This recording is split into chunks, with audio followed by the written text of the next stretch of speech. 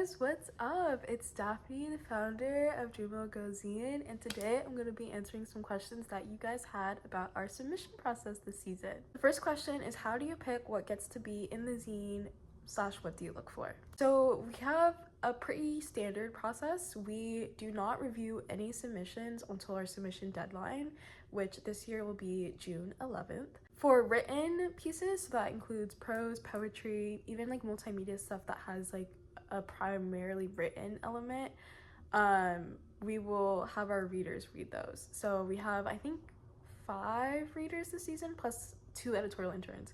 So just to kind of split up the amount of submissions, because I feel like we're gonna have quite a bit this year. So they'll read all the submissions first that are written and then give their feedback, and then based on their feedback I kind of like pick the best ones out of those and compare it with Isabel, my co-editor-in-chief's thoughts, and then we select our final written pieces. For photography submissions, we have our photo coordinators judge those alongside me and Isabel, the co-editor-in-chief. For everything else, so like traditional art submissions, music submissions, fashion submissions, anything that doesn't fit in the box of like literary or photo, is decided between me and Isabel, whereas the others have outside input that we take from our staff. As far as what we're actually looking for, I think for this issue, I can say the theme now because the reveal came out earlier today. The theme is reminiscence.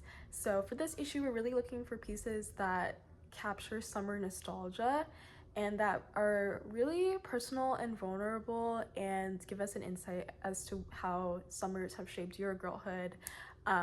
What are you reminiscing on, this year, or, what's important to you about summer? What does it mean to you as you look back on the past? So yeah, that's kind of the vibe for this. It's definitely like very like campy. I think visually it's a mix between the like fantasy Y2K bubble aesthetic and then like the 2012 to 2016 Tumblr era.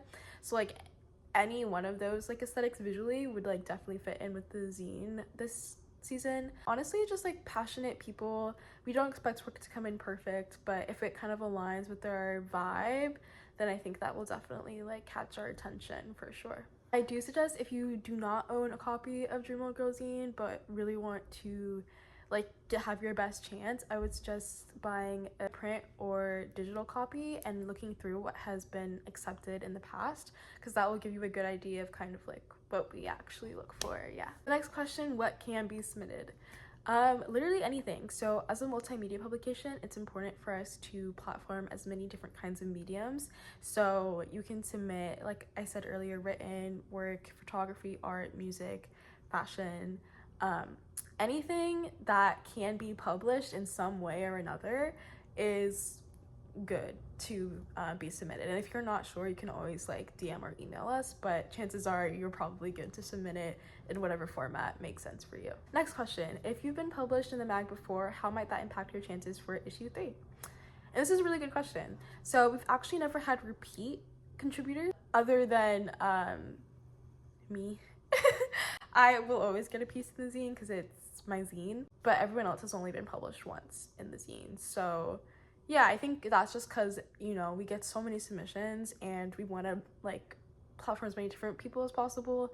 So even though contributors that have been published before have come really close to getting published again, we'll typically pick someone new over someone that we've already published. So that is just like a heads up. There's no harm in like submitting again and trying and like writing and creating. Like we definitely encourage that, but for full transparency, like because we want to focus on as many new voices as possible, if you have already been a print contributor for us, that does decrease your chances of being published in the following issue. But yeah, I encourage to keep submitting because who knows, maybe a few zines down the line like you'll be accepted again, so who knows. Next question is basically, what happens when you receive a submission that is beautiful but not on par with the theme? This is a really good question. We get so many amazing, wonderful, beautiful, like lovely submissions, and obviously we gotta cut it down to 25 pieces. If it's not on theme, it doesn't mean that it won't be published. We've had pieces published before that are like barely on theme, but I think it has to have something else really, really going for it. Like a strong like cultural significance or just like insane graphics and design or a really powerful like emotional message. Like it has to have something else going for it if it's not on theme, you know what I mean? What happens, we usually defer it to blog. We'll say it's not a match for print this season, but we would love to publish it on the blog if it fits in the blog's criteria for what can be published online for us. Which, by the way, if you don't know what that is, it's like basically like any nonfiction work, film photos, videos, quizzes. We do not publish fiction or poetry or art or editorial on the blog. That's reserved for print. Yeah, so yeah, if it's beautiful, if it's stunning, but it's not on theme, that does decrease your chances. So if you are going to submit, I would say make it on theme or make it really, really, really, really, really good. Next question is, how many pieces are you going to accept? I said this earlier, but every season we accept 25 pieces total.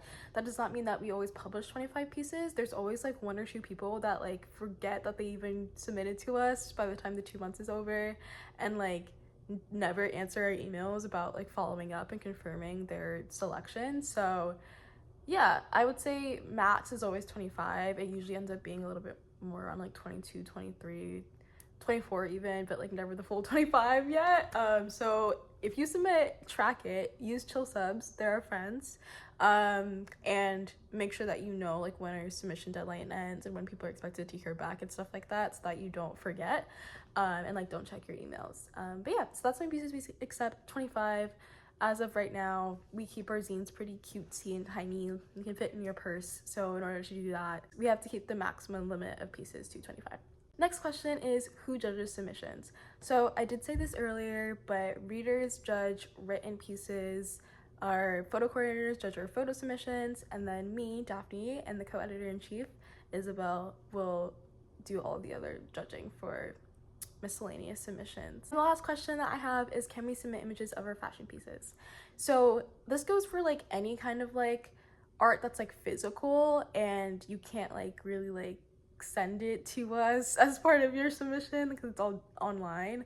You can totally submit photos of your art, your paintings, or photos of your fashion pieces, or photos of like whatever it is, like your band, and we will accept that as a submission, and you know, judge it fairly and according to like the quality of the work. And we don't really care like how you submit it because a lot of things can be modified afterwards. Before I leave, I'm just gonna speed run through some other questions that might be going through your head.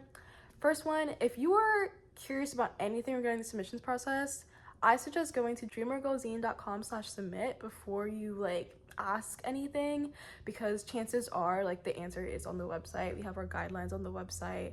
We have all of our theme descriptions on the website. We have our stats from last season on the website. No cover letters are required. No author bio is required. If you are accepted by us and you agree to like be published by us, then we'll move forward with like getting an artist bio and, you know, getting information about yourself so that we can include it in our like list of contributors page and like QR code and all of that. But at least up front, like it's a very simple, accessible process for submitting. You just send it to our email. It can be any format you want. You have to make sure that you include your first and last name, ideally, unless you really feel uncomfortable with that and then you don't have to. We'll just ask for it later, or ask for what name you wish to be published with later. There's no age limit. There's no like boundaries on that, so you could be like 10 and submit to Dream Little Girl, and you can also be 40. Like it doesn't matter to us. And experience level doesn't matter also. That's why we don't really care about your bios and like how much experience you have and what else you've been published in. Like we've published people that have been published a million times. We've also published people that have never like been published before, and so we're their first publication. So yeah, I mean, at the end of the day, like talent is talent. So yeah, hopefully that answered questions that you guys might have about the submission process.